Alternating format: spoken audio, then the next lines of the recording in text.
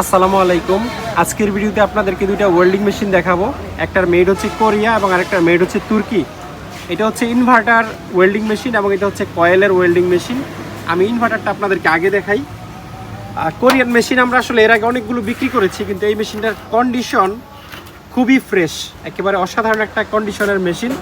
মানে খুবই কম ব্যবহার হয়েছে এটা জাহাজে। আর এটা 220 সিঙ্গেল ফেসের একটা মেশিন, এই যে 220 ভোল্ট। আর সব ইনফরমেশন এই জায়গায় দেওয়া আছে, আপনারা দেখে নেবেন।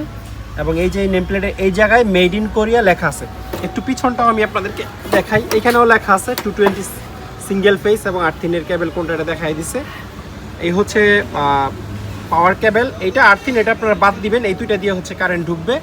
এখানে একটা কোরিয়ান ইন্ডাস্ট্রিয়াল স্ট্যান্ডার্ড আছে, কি বলে এটারে, সার্কিট ব্রেকার। একজস্ট ফ্যান আছে, একজস্ট ফ্যানটা দেখলেও বুঝবেন মেশিনটা কতটা ফ্রেশ। ঘুরাও একটু দেখাই।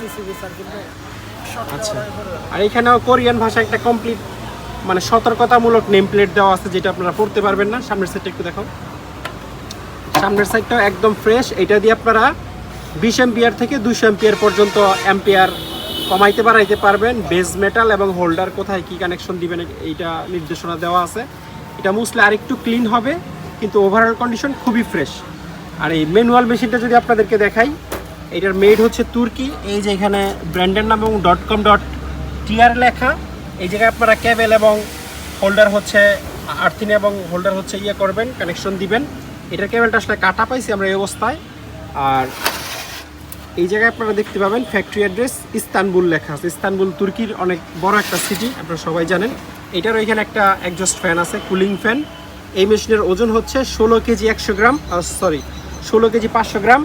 আর এই মেশিনটার ওজন হচ্ছে 11 কেজি। এটার ওজনটা মেবি বলি নাই আমি। তো দুইটা মেশিন 100% ওয়ার্কিং কন্ডিশনে আছে, মানে রানিং আছে।